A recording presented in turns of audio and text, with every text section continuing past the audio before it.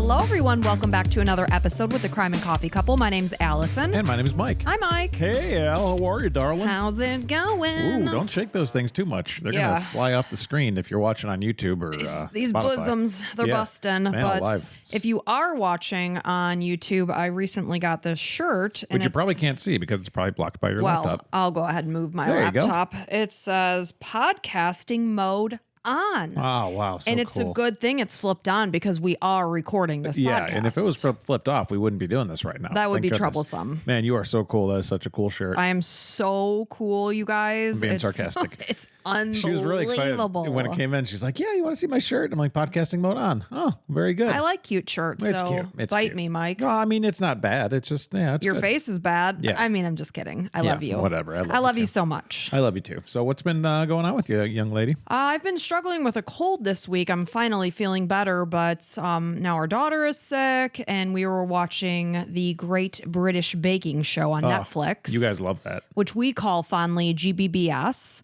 And if you are ever just feeling blah and you have Netflix, I highly recommend the show. It is so freaking precious. It makes me want to be in the UK stats. The way they're all so endearing and sweet. I'm like, is everyone in the UK this precious? I mean, probably not, but it is one of those shows. I don't know if America could pull it off because it's not like in our nature. But at the same time, British people are just like anybody else. Like, there's some nice people, there's some bad people, or whatever. Sure. But the way of speaking is just so endearing. Like the one guy, they were like, "Good morning," and he was like, "They're like, how are you?" And he's like, "Ain't no sense in grumbling." I'm like, oh. I mean, that just charms my heart. It is adorable. And the music's really nice. It's very calming. Like, the whole thing's calming. So calming. They're all nice to each other. They have funny little jokes. It's good. If you ever want to take your stress level to here, which I'm holding my hand up high, down to here, because I normally keep my stress levels up nice and high. Right, always. But that show calms me. Yeah. And speaking of calming, I thought it was kind of cool. I was watching TikTok the other day. And Bryce Harper, he's a famous baseball player, and he was doing some TikToks, and he showed that you can make like a bagel with like 3 ingredients. And I'm like, well, we love bagels, and I'm happy to throw together something. And it was just like flour, Greek yogurt, and baking soda. No, baking powder. Baking powder, I'm sorry. Mike always gets those two mixed up, but it's baking powder. Yeah, baking powder. Thank you. So I threw them together. I'll put the ingredients down in the show notes. And you have like freshly baked bagels in like 30 minutes, basically. And you tracked them out on our chronometer calorie tracking system. I think you said they were like 100 calories. Like, depending how big you make each one, 100, 150, something like that. So it's not too bad. And delicious. Like, not as good as a homemade, like a bagel at a shop, but I mean, pretty darn good if you're making bagels. I was impressed. And again, like you say, I am a bagel fanatic. It's one of my favorite foods in the entire world. It's weird. Like, it's just bread, right? But like, you just love bagels. It's something about them. And our daughter recently discovered her love of bagels. Really? She's like, now I see what you're saying. I just love bagels. You don't think about it, but it's like the crispy on the outside and soft on the inside, like a freshly baked bagel. Oh man, it's so good. And I don't know if you mentioned, but we did in 1996. That's where we met. Was at Brugger's Bagels. Yeah, I just wanted to work. I mean, we probably told the story at least once, but I just wanted to like meet some girls and just work and make some money.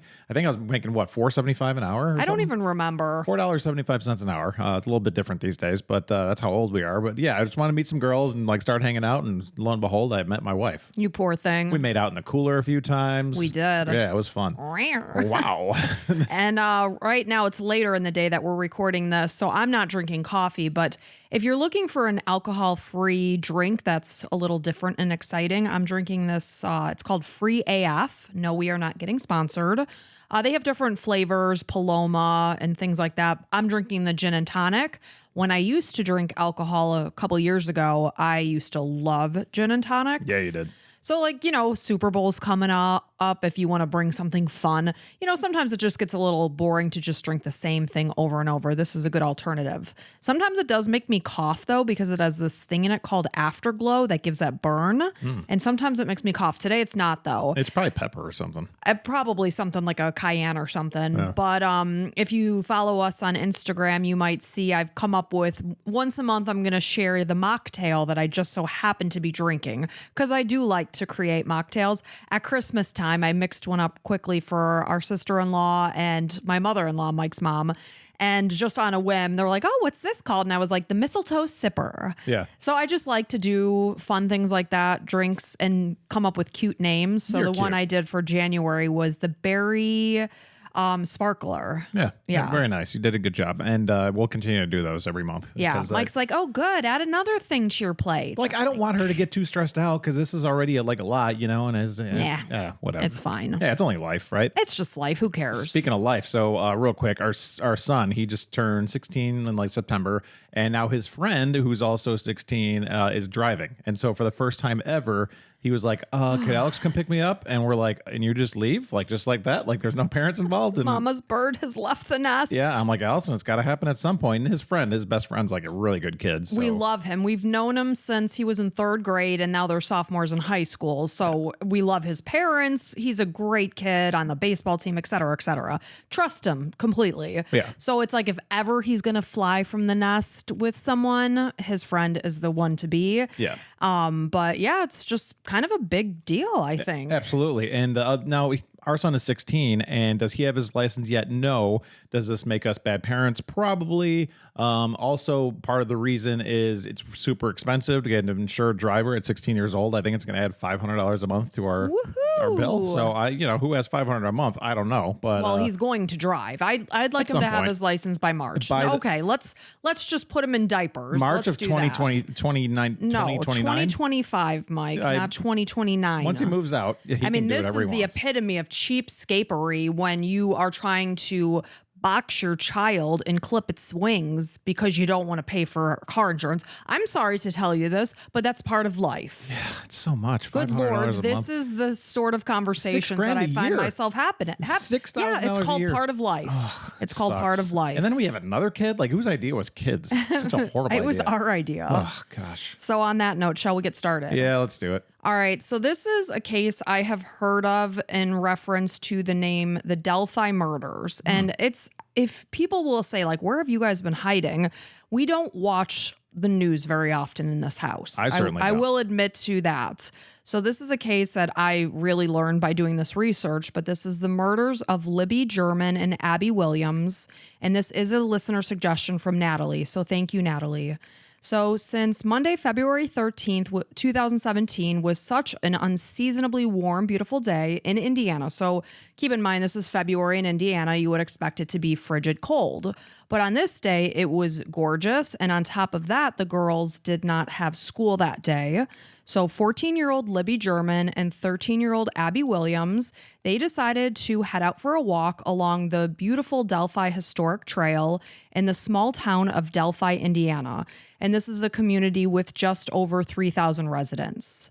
And sadly, they never returned home from this walk.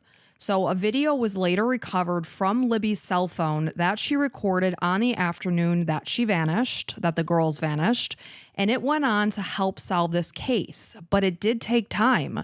The case wasn't actually solved for another 8 years, despite the fact that from the get-go, there was a decent amount of solid evidence, including images of a person that the police believed were their killers. And you said 2017. So like Yes. usually, yeah, images and everything and all this technology we have, usually that's pretty quick. You would think. So the residents of Delphi were shocked by their deaths, and their small Midwest town was forever changed. Something like this when 2 sweet teenage girls are brutally murdered in a small town, it takes away such a sense of safety and just makes people so uneasy, on top of the fact that the person who did this was not caught for 8 years. Yeah. So you could potentially be living amongst a killer.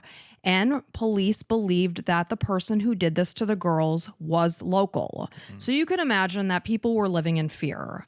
Yeah. So Liberty or Libby German and Abigail or Abby Williams, they were 2 best friends. They were 8th grade students at Delphi Community Middle School, and they had a shared love for art and sports. And since the girls had a 4-day weekend and they were off of school from Friday to Monday, this is February 13th, 2017, they decided to arrange a sleepover. And we have a daughter right in this age range. She's 13, and girls are gaga for sleepovers. I've come to find that. And I used to have sleepovers all the time too. So they were going to do the sleepover for Sunday at Libby's house.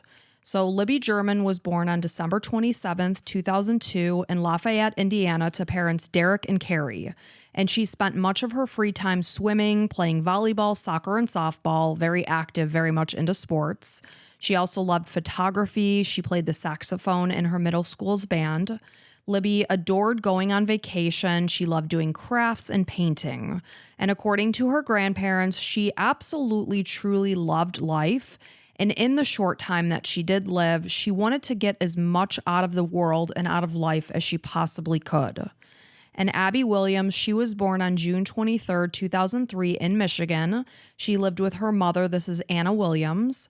And according to Anna, her daughter was a truly spectacularly amazing person who just cared about other people. And she wanted to be there to help others in any way that she possibly could. The type of girl that if she saw someone was down, she would want to bring them up. And like Libby, she also played the saxophone in the school band. She was on the volleyball team. And she loved reading, camping, spending time outdoors. She adored animals, especially her cat Bongo. And she loved photography as well as art, drawing, and she even helped decorate the home that she shared with her mom. So on Sunday, February 12th, 2017, this is one day before the girls vanished. Like I said, the girls had arranged a sleepover and they were spending the night at Libby's house. So now when they woke up the next morning, this is Monday morning, Libby's father, Derek German, he made the girls banana pancakes. And this is definitely something I could see Mike doing. Absolutely. Right after the Jack Johnson song, making Right. banana pancakes. Yeah, our daughter used to think when Jack Johnson's song came on that it was Mickey banana pancakes. Mickey banana pancakes, pretending it's the weekend. So whenever you do make us banana pancakes, we always play that song. So when I thought of that when I was doing the research, but this is just something that's just so classic in a house. You know, he's cooking for these teenage girls that are just having this cute little sleepover. And then later in the day, Libby's older sister, this is Kelsey, she dropped the girls off at the Monon High Bridge Trail off of County Road 300 North shortly after 1:40 p.m. And the timeline gets solidified by their phone. And at 1:41 p.m., Libby posted a photo to Snapchat of herself and Abby. They were still in Kelsey's car at this time, probably snapped the photo just as they were getting ready to climb out. So since the trail where they were headed was really picturesque, it was cool. The girls, teenage girls, this is another thing I've discovered. They love to do these like impromptu photo shoots. So this was something they were going to do. They were going to be out in nature, win-win-win. It's a beautiful day. They're together. They're taking photos. They both love to take photos and then post to social media. So the girls also wanted to take advantage, like I said, of the unseasonably warm weather. The temperatures that day, despite it being February, were actually 50 degrees. So they were going to go for a hike. And as the girls climbed out of Kelsey's car, Libby told her sister that she loved her. And sadly, this was the last time Kelsey ever saw Libby alive. So investigators were able to trace the girls' movements at the trail after they vanished using cell phone data. So at 1:38 p.m., Libby called her dad, who she named Daddy-O in her contact list. And she was calling her dad to arrange the time that he was going to come and get them at the trail later that day. He told his daughter that he was in Frankfurt and he wouldn't be able to get there for a couple of hours. So Derek arrived at the trail at about 3 p.m., but there was no sign of Libby or Abby at the arranged spot that they had chosen to be picked up at. So, of course, you know, he's probably figuring that they were distracted and just taking a little bit longer. So he's waiting and waiting. He called his daughter. There was no answer. And this did surprise him because Libby was very responsive. When he would call her, she was known to pick up right away. Especially teenage kids always being attracted or attached to their phones and social media. Right. And especially because they had arranged this time and she wasn't there. Yeah. So he's waiting and waiting and there was still no sign of the girls. So, of course, you know, he's getting worried and calling out their names and whatnot. So Derek contacted family members, probably too, to see if they had heard from the girls. Was there a change of plans that I missed? He's looking for them. He's walking along the trails, calling out their names. And they continuously tried calling the girls from 4 p.m. until late into the night as they searched the area in hopes that they would find them. So initially, when there was no sign of the girls, the first concern was that maybe the girls had injured themselves. So they were planning on walking along what I had mentioned was the Monon High Bridge. And this is an abandoned railroad bridge that crosses Deer Creek, and it actually is really high. And I was wondering, looking at the pictures, if it would be something that you would even walk over, Mike. It's 63 feet high above Deer Creek. And in the pictures, I mean, it looks really high to me. And I'm afraid of heights. That's why you're asking. Right. So that's their first concern, is that maybe they fell, they got injured. So still with no sign of Libby and Abby, the Carroll County Sheriff's Office responded to a call about the missing girls at around 5:15 p.m. So their families, community members, and investigators searched the area. They were scouring the location around the Monon High Bridge and then further downstream of Deer Creek, desperately searching and just hoping to find them. Yeah. So a man named Brad Weber, who owns a property near the trail, said that he was awoken at 5 p.m. to a sheriff deputy knocking on his front door and requesting that his property be searched because it was right in this location. And the search then was called off somewhere around 10:30 to 11 o'clock at night, maybe midnight. Regardless, some searchers stayed out through the night searching. So the search for Libby and Abby picked back up first thing in the morning, as the sun is rising on Tuesday morning. And two searchers, this is Patrick Brown and Jake Johns, they parked at Riley Park at 8:30 a.m. They reached the bridge about 4 hours later. And as they were walking along Deer Creek, they noticed a flash of color within the branches of the bank of the river. And this caught Jake's attention. So Jake called out what he had seen to Patrick, who, they're just continuing to walk and investigate. And here they stumbled upon, sadly and tragically, Abby and Libby's bodies. Oh, God. It was 12:17 p.m. on Tuesday on a private property in the woods northeast of the Monon High Bridge on the other side of the creek. So the wooded area was only 0.2 miles from the northeast of the bridge, where the girls they eventually find had been walking. So Indiana State Police crime scene investigators arrived after 1 p.m. and they remained there doing their investigation till about 11 p.m. that night. Another deputy was helping with the search, and he found a tennis shoe floating down the creek by a nearby cemetery. Libby's body was found at the base of a tree with 4 tree branches of various sizes placed in an intentional manner around her fully naked body. A large branch over her upper body was placed, likely an attempt at concealment. Her body was covered in spots of blood, and her phone that sat in its Harry Potter-themed case was located under her body. Meanwhile, Abby's body was fully clothed, but in an odd manner. She was wearing 2 bras, a tank top, Libby's black hooded Delphi swimming sweatshirt, and jeans. Both the clothing that she wore as well as her hands, they were free of blood. Abby's clothing and Libby's tie-dye shirt were found inside out in the creek. And this told investigators that Abby had likely been naked at some point, likely at the time that she was murdered because there was no blood found on her clothing, and then was redressed in Libby's clothing afterwards. And like Libby, tree branches were also arranged in an intentional manner around her body. So there were some articles of clothing that were missing from the scene. This included a pair of underwear and a sock, and that suggested that the killer likely took these items of clothing as, what we would say as a souvenir. So the following day, their bodies were sent to the Terre Haute for autopsies. But for years, police refused to reveal how the girls died, and it wasn't until June of 2023 that court documents were released. Of course, they don't ever want to give details of what happened because that could potentially solidify their killer, not releasing things that only would be known to the killer. Right. So court documents were released that revealed new details in the case for the first time. And again, that was in June of 2023.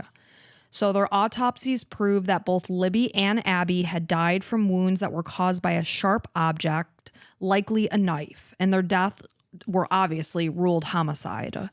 So a gun was also believed to have been used during the crime after a .40 caliber unspent bullet with extraction markings was located less than 2 feet away from Libby's body, but it was truly situated between both girls' bodies. So the teen best friends had each suffered from slash wounds to their neck. So the bullet had not been used to injure or kill them, but likely threaten them. Sure. So neither girl had overt injuries that indicated a sexual assault, and there was no blunt force trauma or defensive wounds to their bodies. Okay, that's weird. Right, and you would assume something happened that interrupted the attack, thus preventing, because obviously in the manner they were found, one would expect that sexual assault would be present. Absolutely. And So- it's a public trail, so you know, Right. somebody's probably coming by. Right. So there was a reddish mark found near the bottom of Abby's lip that suggested that maybe something had been placed on her face, such as duct tape or maybe a cloth, but there was no glue residue left behind, so it's truly unclear what made that mark. So Abby suffered from a single 2-inch mortal wound to the left side of her neck that hit a jugular vein, and this would have caused her to bleed to death within 5 to 10 minutes. Libby had as many as 5 overlapping wounds to her neck, and 2 of the cuts, one to each side of her neck, were lethal, and they cut her carotid artery, which would have accelerated her death. And because both girls had lost a considerable amount of blood when they died, their killer would have likely had a substantial amount of blood on them, because obviously this was a very brutal attack. Yeah, and carotid artery, you know, that's going to create a lot of spatter, you know, and just horrible to think about. So horrible. But you think about the fact that this is a Monday that kids don't have school. It's unseasonably warm. People are out taking advantage of the weather. Had someone seen somebody that was walking around with blood on their clothing and their body? So some of the wounds were serrated, which suggested that multiple weapons had been used, although the medical examiner later indicated that the wounds could have been caused by something like a box cutter, and admitted that he was truly unsure of how many weapons had been used. Maybe it just was that box cutter. So Libby was likely fatally wounded before her body was then dragged 20 or so feet to her final resting place. And based on the blood that was found on the bark of a tree, she had likely been slashed near or against the tree. And a heartbreaking detail based on the blood that was found on her hands indicated that she had likely grabbed her throat in an attempt to stop the bleeding. And So sad. it just guts you to think about that. Well, you know, you also mentioned like the Harry Potter, you know, phone case, and like these are just like kids. Like it's so every single one of these stories is so horribly sad. So heartbreaking. So blood that was found on her foot was consistent with her walking through her blood. So, God, it's just so hard to think that this happened. So it's clear that at some point in time, Libby had been standing after she had been slashed, and it was consistent also with blood stains that were on her torso and on her thighs that show that then later she was at a seated position. So as investigators analyzed Libby's iPhone 6S, they were able to establish a timeline sequence of events that told them what Libby or the phone user had been doing and what the phone was doing behind the scenes. Both Abby and Libby had utilized Libby's phone during their time on the trail, likely taking photos of each other and that sort of thing. So the phone told us that between 1:41 and 1:44 p.m., Libby posted photos of herself and Abby on Snapchat. Like I said, that one at 1:41, they were still in Kelsey's car. And according to analysis of her phone, they reached the Monon High Bridge at 2:05 p.m. The phone was last unlocked at 2:13 p.m. when Libby recorded a 43-second video, and the video depicted Abby. So Abby, the video of Abby Libby made it to the other side of the bridge first, and then she turned and made a video recording of Abby then following and crossing the bridge. So again, the video depicted Abby crossing the bridge, and in the background, a man could be seen following. The man, who wore blue jeans, a navy blue coat, and a brown winter hat, later became known as Bridge Guy. So moving forward, like I said, the public came to know him as Bridge Guy. That's just really what I'm going to be calling him. So as Abby crossed the bridge and passed Libby, the phone was turned sideways and pointed down to the ground. Libby could be heard saying, "There's no path. The trail ends here. We have to go down there." The video showed a gravel trail, and after the audio was enhanced by experts, the man could be heard saying, "Guys." And Abby said, "Hi." And the man responded, "Down the hill." Guys. Down the hill. Guys. Down the hill. Oh my God. So very chilling that police are likely looking at the person who was responsible for ending their lives. Yeah. And their families were interviewed and said that it's likely that Libby filmed this video because she felt uncomfortable with the fact that they're in this isolated trail and there's this guy walking there. So maybe she filmed the video intentionally because she felt uneasy. That's Smart. possible. Yeah. So the Apple Health app on Libby's phone recorded her last movements officially at 2:32 p.m., just about 20 minutes after Libby unlocked her phone and began recording that video of what depicted this guy, bridge guy, walking in the background. Libby's grandmother, Becky Patty, went on to text Libby at 4:06 p.m. and said, "You need to call me now." After that time, Libby's phone did not receive further SMS messages until the following morning, but the phone did receive iMessages. At 4:33 a.m., messages suddenly come pouring through with about 15 SMS messages. This indicates that her phone connected to local cell towers at the time. So the phone never moved after 2:32 p.m. We know it was found under Libby's body. But a digital forensics expert later testified that a headphone or auxiliary cable was plugged into Libby's phone at 5:45 p.m. and the cable was removed at 10:32 p.m. So obviously that is really confusing. Somebody had her phone, somebody was plugging things in, but it is very possible that it was water or dirt that had actually gotten into the port, not an auxiliary cable. I mean, it's a big difference. Big difference. So images of the man that came to be known as Bridge Guy were released to the public on Wednesday, February 15th. This is one day after the girls' bodies were located. Investigators believe that the man was responsible for Abby and Libby's murders. So 1 week later, it was February 22nd, and the Indiana State Police released the audio recording of the male voice that was heard on Libby's video that was saying, "Down the hill." So based on the area where the girls were located, investigators suspected that the man was likely local. This wasn't a place that, in February, random people are just coming to and hiking. Yeah, not a touristy area. Right. It's likely that they were very familiar with this spot and probably had walked this area before. So 4 witnesses who had also been out on the trail that day came forward, and each had seen Abby and Libby as well as Bridge Guy.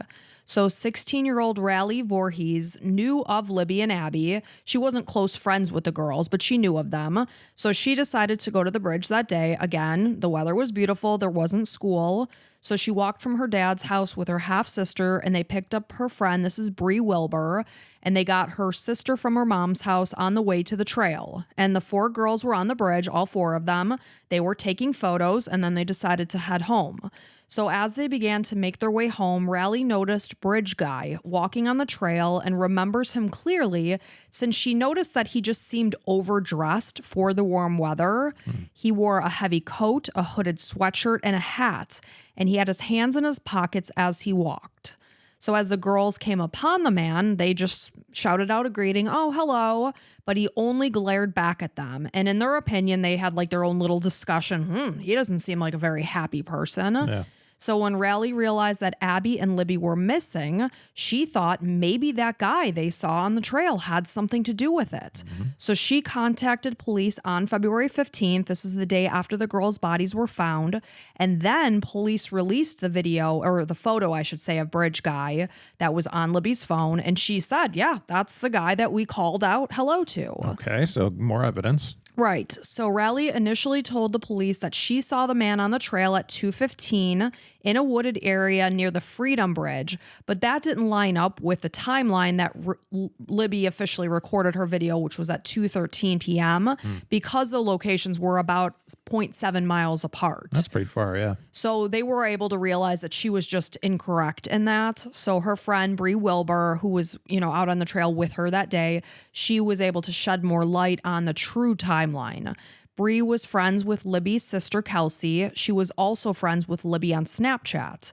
So while she and her friends were out and about, they're walking home from the Monon High Bridge, Libby actually sent a message to Bree on Snapchat in response to a photo that she posted of herself on the bridge. So obviously Libby saw the photo of Bree and she's like, oh, we're in the same location. So she asked Bree if they were still there, and Bree responded, no, we just left minutes earlier. So Bree saved a photo that had a timestamp on it. That's how they figured out the actual timeline. So she took this photo with her friends at 1:26 p.m., which was close to the time that they passed this man that they were sure was Bridge Guy. So when they passed him, Bree noticed that he was walking with what she considered to be a purpose, as if he knew where he was going. And after he ignored Riley's greeting of hello, Bree just said she got weird vibes from the guy, just creepy. So Bree was with Kelsey later that day when Kelsey got the phone call from her grandma saying, hey, we can't find the girls. So, that's right away they were alerted to the fact that the girls were missing. So she spoke with police that night about the man that she saw out on the trail who wore a blue or a black jacket and walked with his head down. So then another woman independent of these teenage girls came forward, and her name is Betsy Blair.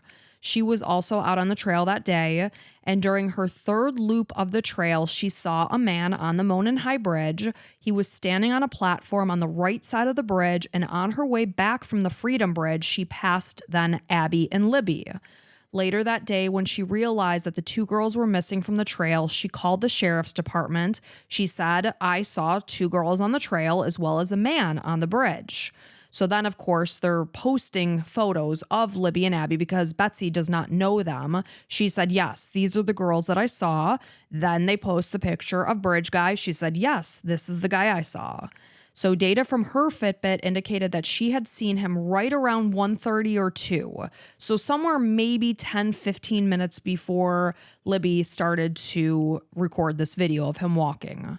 So then another person came forward. This is Richard Allen. He came forward on Thursday, February 16th, 2017. This is 3 days after the girls were murdered. He told investigators that he had been out on the trail on that Monday that the girls disappeared. He was out there between 1:30 and 3:30 p.m. He said that he passed 3 girls as he walked to the Monon High Bridge. So when investigators spoke with a local woman named Sarah Carabaugh, she indicated that she walked the trail daily with her dogs, and she had been out on the trail that Monday, February 13th. And then when she was driving down County Road 300 North, she was near the cemetery right around 4 p.m. And she saw a Bridge Guy about 3 feet away from her car, so close. And he was walking in a hunched manner with his hands in his pockets. And when she looked at him, he did not make any eye contact with her. She noticed that his clothing was muddy and there was visible blood on his lower legs, feet, and ankles. Okay. The rest of his body was muddy as if he'd fallen down the hill or into a muddy creek. And she described him as muddy and bloody. And there was some confusion with her reports, but regardless, she clarified that that's what she said. So despite the fact that police had solid video evidence of this man in Libby's video that they fully believe was responsible for Libby and Abby's murders, as well as the fact that they suspected that this person was local, on top of the multiple witness accounts, years ended up going by without arrests. Well, they probably, there's no face, right? So it's like it could be any guy. Yeah, right? but you'll see. Okay. I will post photos. So in May of 2017, an inmate named Ricky Davis came forward to tell authorities that while behind bars, a fellow inmate, this is Ron Logan, confessed to killing Libby and Abby. Logan just so happened to own the property where the girls' bodies had been found. Wow. He made the confession while he was serving his sentence at the Newcastle Correctional Facility for a probation violation. So then in June of 2017, Davis wrote and signed a statement that read, Mr. Logan has made reference to the killings in Delphi, Indiana. He told me he was the one who killed those girls, that it got out of hand. He walked with them in the woods to his property, and the girls wanted to turn back. Said something about walking and then it's blank. He grabbed the youngest girl to reassure her that it was okay. However, they panicked, and he also panicked. He indicated that he ended up cutting the oldest with a box cutter. He went on telling me that he killed both of them because it was too far. So Davis went on to say that Logan also said that when searchers were out actively looking for the girls that Monday, that he returned to the scene of the crime because, again, this would have been on his property. And he further concealed Libby's body. He maybe moved it to an area where it wouldn't be found. He burned the clothing that he wore that day in a fire pit. And when Logan allegedly confessed to Davis, the fact that the girls' throats had been slashed had never been released to the public because we know it wasn't released to the public until 2023. Right. So Logan's home was ultimately searched, actually even before he made this confession to this other inmate. Right. This happened in March of 2017. It would make sense. He owns the property. Right. But it's unclear if anything was found that linked him to the murders. So despite all of this, Ron Logan was never charged in connection with Libby and Abby's murders. He actually died from COVID in January of 2022. Oh. So now we're moving forward to September 21st, 2022. This is more than 5 years after Abby and Libby had been murdered. So Kathy Shank, who is a retired government employee, she was volunteering as a clerk that was basically there to help with the investigation. She's basically going through tips and things like that. And what are the feelings at this time? Like, does everybody pretty much figure out that, like, they're like, well, the killer died probably, of COVID. That was probably him. We're good. Potentially. Okay. I don't even know what all was released to the public at that point in time. Okay. How much was being shared? Because, I mean, as a police officer, it's like, okay, well, he confessed. He owns the property. He knew that their throats were cut. I mean, Obviously, we pretty much got a case here. Something was missing, Right. that they never arrested him. There was something that was missing there. What that was, I don't know. Okay, go So ahead. I'm doing this research in 2024. That's when Yeah. I researched this case. So what was all released to the public back in 2017, I'm not sure. Right. But, all the way forward to 5 years, this woman, Kathy, is going through a box of tip sheets that were sitting in a desk drawer. And she came across a lead sheet with a man's statement that came forward on February 16th, 2017. A person that came and self-reported being out on the trail on the day that the girls were murdered. I'm so sorry. So this, if you remember the name Richard Allen. Yeah. So again, she's like, oh, okay. So Kathy's reading along the details from Allen's interview, again, February 16th, 2017, and noted that he indicated that he had been on the trail right smack dab in the middle of when we know that the girls were murdered. This is the guy you talked about before, the woman that always walks her dogs every day. Right. Okay. So he told investigators that he was out on the trail that Monday between 1:30 and 3:30 p.m. And on top of that, he reported passing 3 girls who were also out on the trail that day.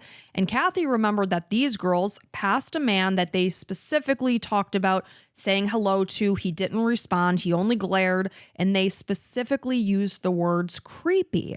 So Kathy is sitting there, reading this and thinking that maybe Richard Allen is Bridge Guy.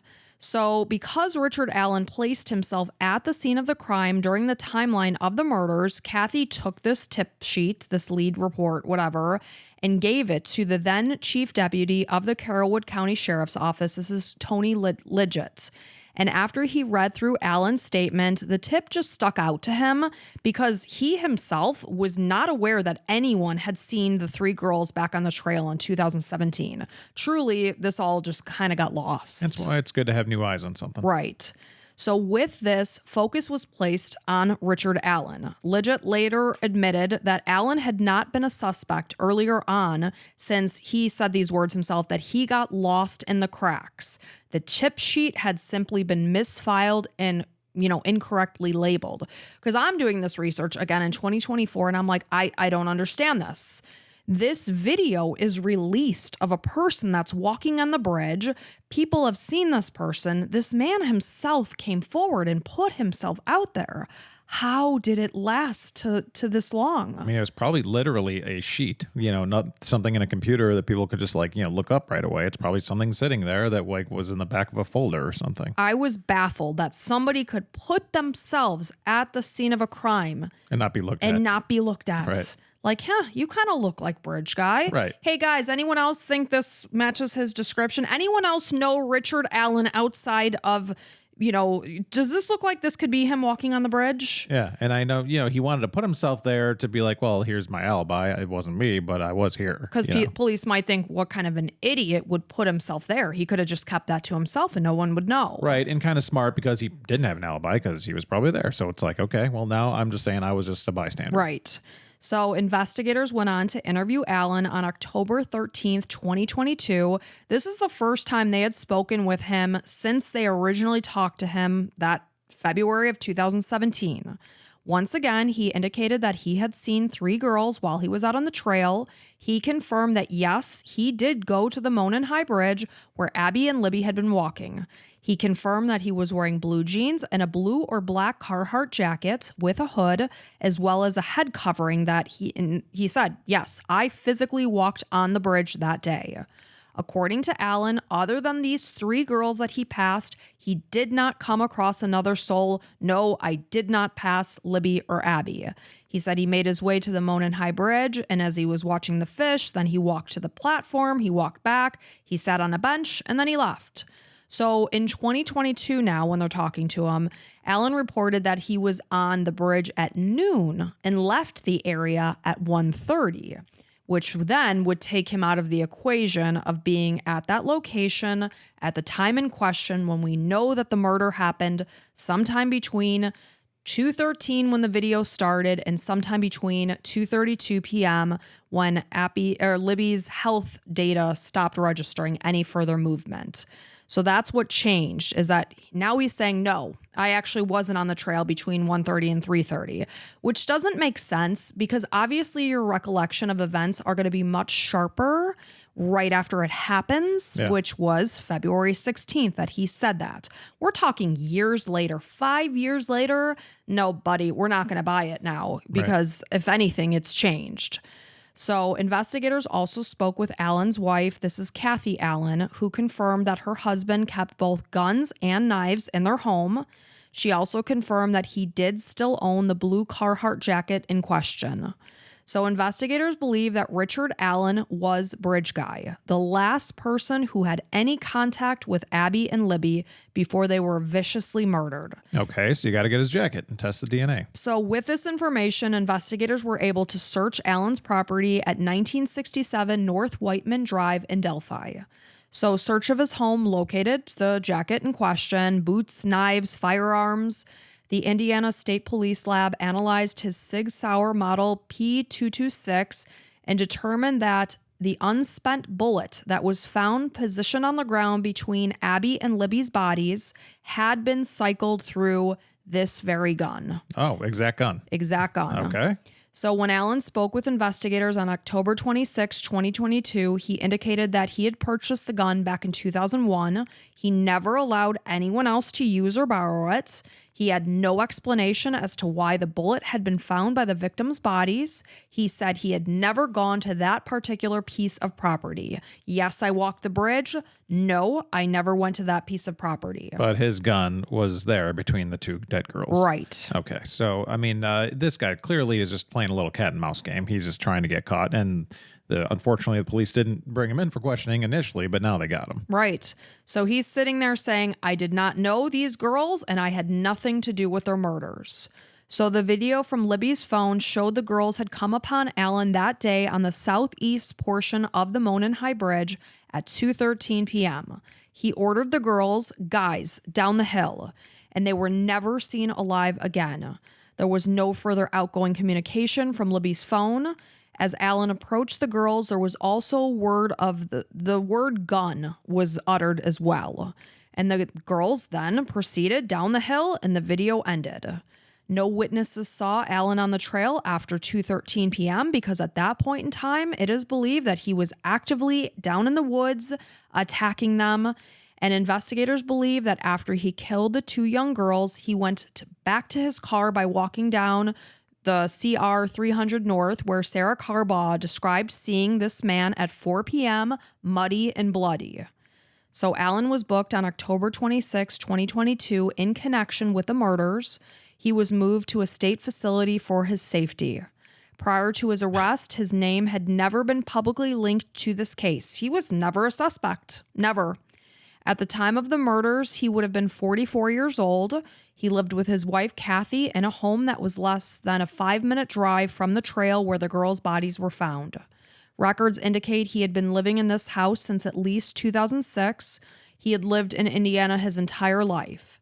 He and Kathy also shared an adult daughter.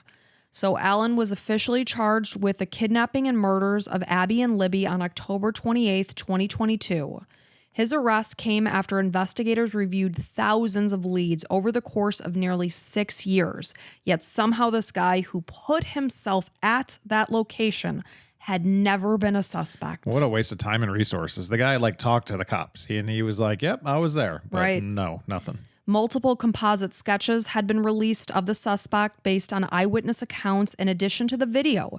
This actual video that depicted this man that Libby recorded that also captured his audio that said girls down the hill or guys down the hill. So Alan pleaded not guilty and he was held at the White County Jail without bond. Alan was trained as a pharmacy technician. He had last updated his pharmaceutical license in February of 2018, 1 year after the murders. At the time of his arrest, he was working at a local CVS store, and his face was a very familiar one in town. It was the only pharmacy in town. Many people viewed him as nice and helpful and would have never suspected this man capable of violence. What happened? What the hell happened? A man that lived in this area his whole life. And a dad. Who was a dad, married, went out for a walk and sees 2 girls and decides to viciously kill them? Yeah, doesn't add up. It doesn't add up. So after Alan's arrest, Libby's grandparents recalled a time when he actually processed their photos for them after their granddaughter's murder. Their order contained photos of Libby and Abby, and when they came to pick their order up, he did not charge them for their order. So after his arrest, a chilling photo came to light that Kathy, this is his wife, had posted to Facebook in December of 2021, and the photo depicted herself alongside her husband. It was a selfie.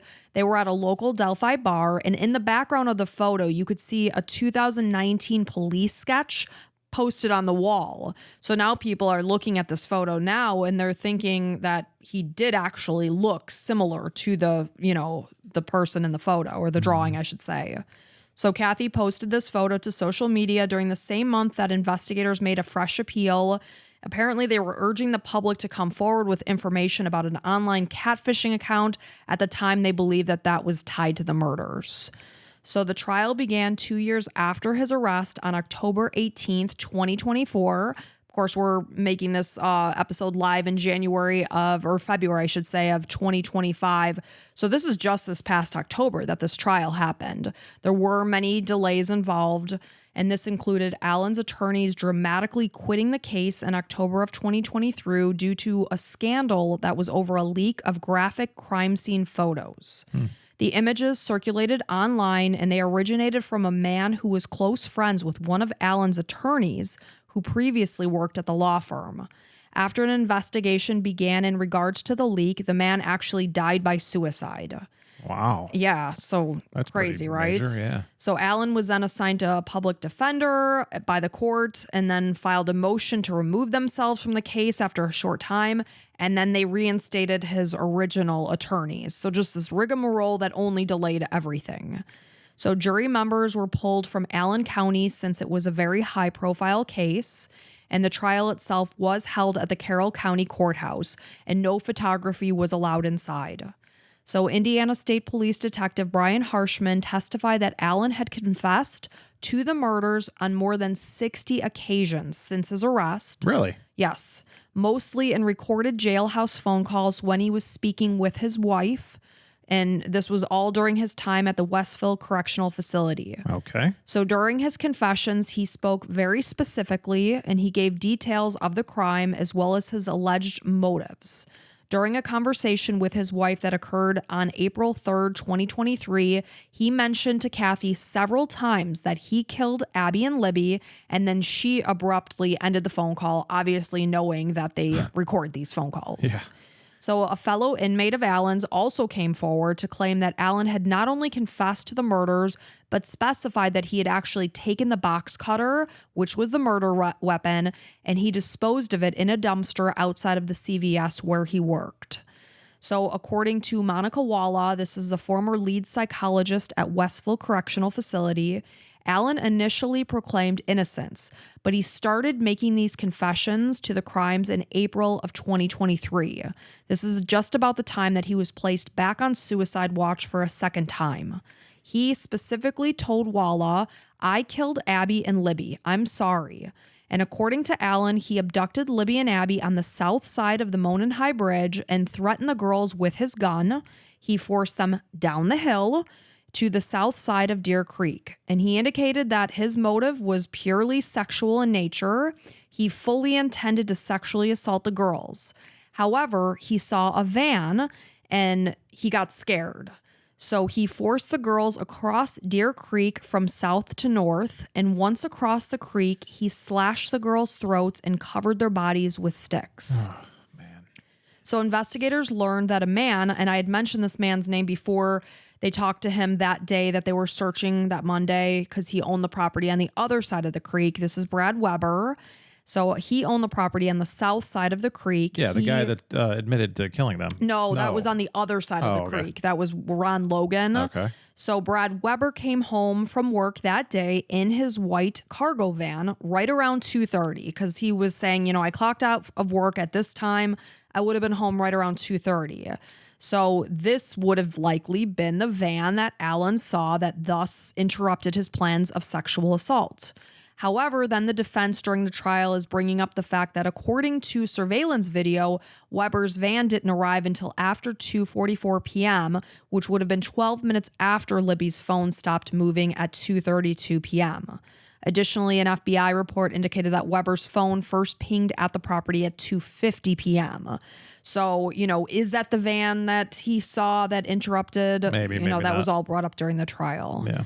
So despite his confessions, there was very little physical evidence that tied him to the case, as his DNA was not found at the crime scene, and neither Libby or Abby's DNA was found on the items that were recovered from his home, but there were so many years that went by, more than 5 years. So could he have had these items professionally cleaned? Absolutely. Of course he could have. The prosecution drew attention to the unspent round of the bullets, that perfectly matched his pistol. There was no digital forensic evidence that linked him to the crime. So I'm assuming he must not have brought his cell phone with him that day. But he did say, he was out on the trail that day. Right. Of course, he changed his timeline in 2022.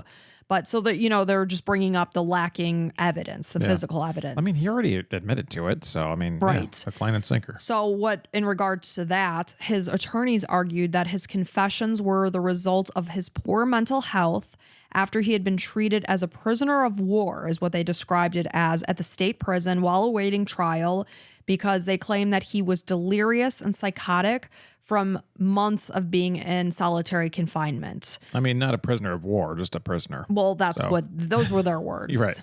So neuropsychologist, this is Dr. Polly Westcott, took the stand and indicated that her assessment of Allen revealed that he was what she would describe as a fragile egg who struggled to cope with anxiety from a young age, and she believed he has both major depressive disorder with psychosis as well as dependent personality disorder. So according to Westcott, those with dependent personality disorder have issues functioning in life on their own. And from her discussions with Allen's wife, Kathy, it all reinforced that idea. I guess he just had very hard issues coping with stressors of life or with work. So oftentimes she would be consoling him as he's curled up in a ball crying. Wow. So, poor coping skills. There were mentions of instances of Allen acting very strangely during his time in prison. In one case, he was wetting paperwork from his attorneys and eating it. At times, he refused to eat or sleep. And if you look at photos of the time when he's arrested versus later, he's dramatically thinner. He would bang his head on the wall. He even consumed his own feces. Ugh. So Deanna Dwanger, who is a clinical psychologist, testified on the behalf of the defense and indicated that Allen was diagnosed with a serious mental illness in April of 2023, and a team of mental health professionals concluded that he had a grave disability. So they're saying that he falsely confessed to killing the girls. It's possible. I mean, yeah, solitary confinement's terrible, especially if you're already, pretty fragile. Right, and he was in solitary confinement for a long time. Yeah. So Allen's attorneys previously suggested that the girls were killed as part of a pagan ritual sacrifice and accused police of just simply ignoring the evidence from the crime scene, as in March of 2017, an FBI agent claimed that the girls' bodies appeared to be moved and staged when they were found. The branches that were arranged around their bodies were said to be in the shape of pagan symbols. They accused investigators of finding multiple ritualistic symbols, possibly Odinism, and I hope I'm saying that right, Odinism signatures at the crime scene, including the way that Libby's body had been positioned. Odinism is a pagan Norse religion with origins in ancient Viking and Nordic beliefs and pre-Christian European culture, and many of the followers are now said to exist among the white supremacist prison population. Allen has absolutely no known connection to any pagan cult, so the judge just repeatedly rejected motions to introduce this theory into the trial. So closing arguments were delivered on November 7th, 2024. This is 7 years, 8 months, and 25 days after the girls' bodies were discovered. And the jury, which consisted of 7 women and 5 men, began their deliberations. And after 19 hours of deliberations, the jury came back to deliver their verdict on November 11th, 2024. Mike, what do you think they found Richard Allen? Oh, man. I mean, there's no evidence. And, ugh. I mean, he was there and the bullet thing. So I'm going to say guilty. Yeah. So 52-year-old Richard Allen was guilty on all counts. He sat wide-eyed holding his Bible. So now on December 20th, 2024, he came back for sentencing. We were actually in Chicago at the time for Christmas, and Mike's parents watched the local news on repeat I was wondering all if this day, was one. Okay. every day. So we're in the kitchen, feet away from the TV, and they kept going on about the sentencing because that was the day. And I'm like, don't listen, don't listen. And I kept on trying to tune it out, and I did. So I'm like, I'm doing this case shortly, in a little while. So on December 20th, 2024, Allen was sentenced to 130 years in prison, 65 years for each death. The 760 days that he has served since his arrest will count towards his sentence, if that makes you feel any better, Okay. Richard. And there are talks that he is in the works, or I should say his lawyers are in the works of making an appeal. Sure. Well, good luck with that. Good luck with that. So Libby and Abby were 2 lovely, innocent teenage girls who went out on a walk on a day off from school. It was a beautiful day. They wanted to get some fresh air, get some exercise, be together, take some photos, and post them to social media. Just like millions the of essence other of a teenagers. teenage girl. Yep. And little did they know that day in their small local town of Delphi, that there was a monster, one of their own, out lurking on the trail. And that is the sad and tragic murders of Libby German and Abby Williams. I've heard so many people refer to the Delphi murders. Delphi murders. Yeah, and I think a lot of people have suggested it too. And it's because the video evidence was just incredible. I mean, this horrible, horrible thing happens, and the victim recorded their likely killer. So you see his face in it and everything? I mean, it's grainy, but it's pretty damn decent once it's enhanced. Yeah. And does he look like the sketch and everything? It's hard to say because of the way that he was dressed. Yeah, he had the the hat. hats, and he did have his head down, his shoulders kind of hunched, and his hands in his pockets. Yeah. But I'm sorry, if you were walking along that trail and that was you in that video, I know your walk, I know your gait, I know your mannerisms. I would be able to say that is Mike Pernecki. Right. Like that's what I can't wrap my head around. So you get to obviously we'll share the video on our YouTube and everything. And but I'd like to share the audio on our actual Yeah, I podcast will. itself. But so what were you going to say? I don't know, but I edit these things afterwards, so that's why, in case we showed it already, you're like, yeah, you already did. But yeah, it just seems like a, I don't know, terrible, horrible thing. But what I couldn't understand was how, when you have this video being released to the public with audio, days after the girls are murdered. And exactly what the police suspected, that it was one of their own. It was a local person. How did someone not be like, oh, you know what? That kind of looks like Richard Allen. Right. And then Richard Allen already put himself out there. He came by on February 16th and said, yep, I was out there smack dab right in the middle of when this happened. How that was just fell through the cracks. Simply that. And I can't believe any evidence. Like, you think that, I thank goodness for that bullet. Because like, other than that, that's crazy. They couldn't find anything, not a shred of anything. Not a shred of. He didn't leave anything behind at the crime scene. And obviously, he was wearing, his jacket and everything, so it's probably hard to get skin off of him or whatever. But man, thank God he got caught. And, I know. Just beyond tragic. I am so sorry. I am so brokenhearted for the families and loved ones of these two beautiful teenage girls that are no longer with us, and I'm so sorry that this happened to them. Yeah. And, our hearts are with the German and Williams families. Absolutely. So thank you so much for listening. We really appreciate it. If you love what we do and want to support us, you can go ahead and become a Patreon. You look at the show notes and follow the link, or you can become an Apple subscriber. You can even try us out free for 3 days and get access to like over 100 bonus episodes. We come out with a bonus episode every Wednesday. So a free episode every Sunday, and you can enjoy them all. So and even if you don't have the scratch to toss at us, we totally get that. Money can be tight. Even just coming and subscribing to our show or our YouTube channel is just so greatly appreciated. Even just leaving us a comment is so appreciated. You just being here listening to us, we thank you so much. We were just talking the other day about just how kind our community of listeners are. Oh yeah, they're pretty awesome. You guys are all so cool. So like, there's so many good, like, just like very, very nice comments. So like, it's all very much appreciated. We want to foster that kind of community, people that give a crap about each other, which is amazing. I was talking to somebody, and it's like, these are the worst days in these people's lives, and the family of Libby and Abby, their lives will never be the same again.